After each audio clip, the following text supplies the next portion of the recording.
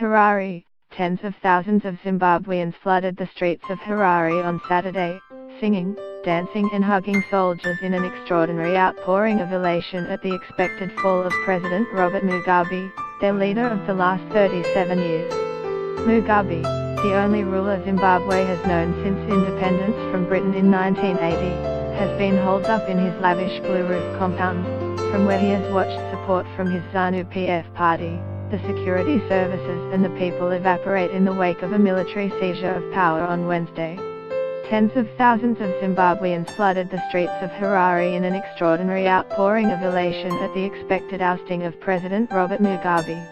An Argentine military submarine went missing at sea on Friday, prompting a massive search. The Trump administration is lifting a federal ban on importing body parts from African elephants shot for sport in Zimbabwe and Zambia. The Rev. Jesse Jackson has disclosed publicly that he has been seeking outpatient care for 2 years for Parkinson's disease. The blaze sent smoke billowing into the New York sky.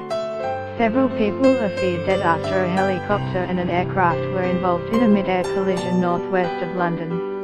The wife of Alabama Senate candidate Roy Moore says he won't step down in the face of sexual misconduct allegations.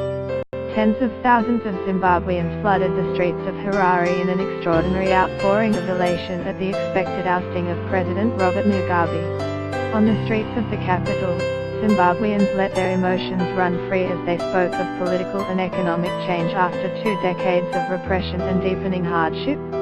These are tears of joy, Frank Mutsadikwa, 34, said, holding aloft the Zimbabwean flag. I have been waiting all my life for this day. Free at last, we are free at last. Some held aloft placards reading "No to Mugabe dynasty" and pumping their fists in the air in a sign of freedom. Others embraced the soldiers who seized power, shouting "Thank you! Thank you!" in scenes unthinkable even a week ago. These are our leaders now, said Remember Moffat, 22, waving a picture of Army Commander Constantino Chiwenga and Emerson Mnangagwa, the former vice president whose sacking this month precipitated the military intervention. My dream is to see a new Zimbabwe. I have only known this tyrant called Mugabe my whole life. Get the latest news and updates emailed straight to your inbox. By submitting your email you are agreeing to Fairfax Media's terms and conditions and privacy policy.